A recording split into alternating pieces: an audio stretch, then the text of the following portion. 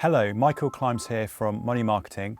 I'm the pensions reporter on the publication, and I'm here to discuss today's budget and the major pension announcements and the implication for advisors with Canada Life's retirement specialist, Andrew Tully, who very kindly joined us in the office today to provide his expertise on the big pension changes.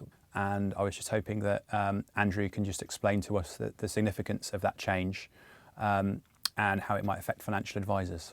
So a tapered allowance is a horribly complex piece of pension legislation, and what it does is restrict the amount of money that people earning above a certain level can put into a pension scheme.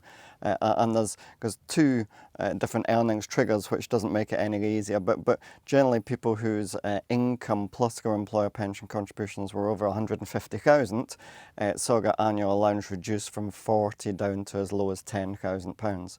And that particularly affected people in the National Health Service who tend to, some of them at least, tend to be on reasonably good salaries and have decent pension contributions. So that's been the big impact over the last couple of years.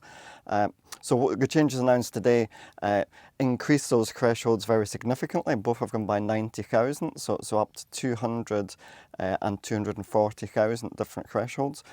So many fewer people will now be affected by the tapered annual allowance. So that's a positive aspect. The slight negative, or the twist to it, is that tapered annual allowance can now go as low as £4,000. So people at the very top end of the spectrum, earning above £300,000 or so, can go down as low as £4,000. So those people will be able to put even less into their pension than previously.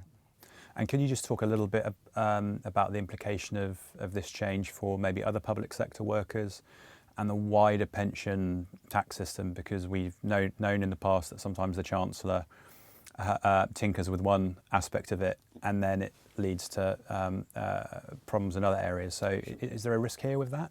Yeah, I mean, it doesn't, while doctors have been the kind of focus of this, it does affect other public sector workers. So it affects, high earning teachers or civil servants and things like that. But it does affect people in the private sector as well.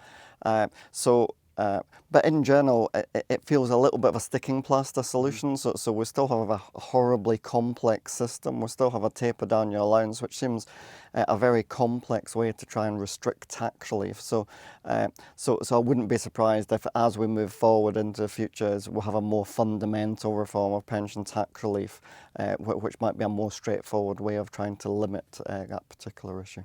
Thank you very much, Andrew. And for more information on our coverage of the budget, go to Money Marketing's website and also look out for next week's magazine.